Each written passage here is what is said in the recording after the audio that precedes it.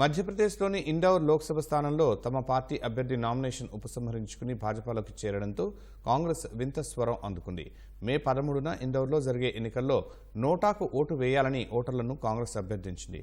అధికార భాజపా ప్రత్యర్థి అభ్యర్థిని భయపెట్టిందని, ప్రజాస్వామ్యాన్ని కాపాడాలంటే నోటాకు ఓటు వేయాలని హస్తం పార్టీ ప్రచారం చేస్తోంది.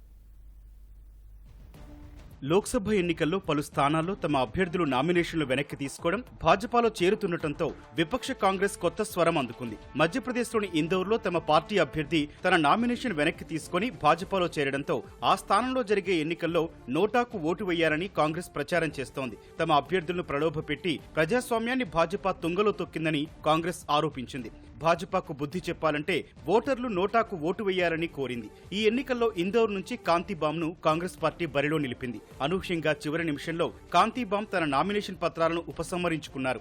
అంతేకాకుండా కొద్ది గంటల్లోనే భాజపాలో చేరి కాంగ్రెస్ కు షాక్ ఇచ్చారు. దాంతో అక్కడ కాంగ్రెస్ పోటీలోనే లేకుండా పోయింది. 4 దశల్లో భాగంగా మే 13న ఇందోర్లో ఎన్నికలు జరగనున్నాయి.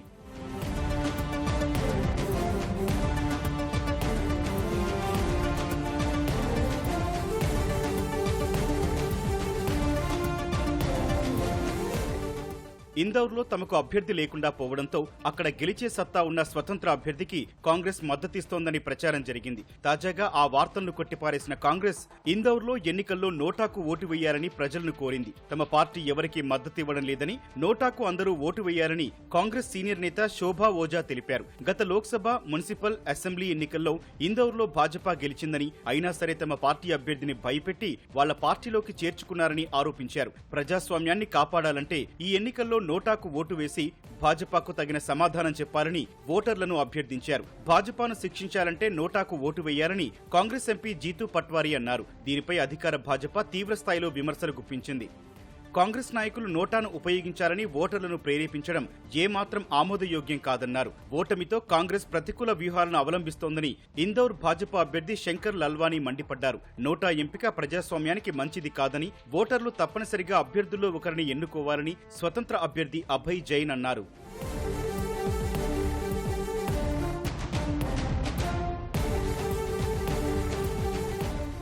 ఓటర్ల పరంగా మధ్యప్రదేశ్లో ఇందోర్ అతిపెద్ద నియోజకవర్గం. దాదాపు 25 లక్షలకు పైగా ఓటర్లు ఇక్కడ ఉన్నారు.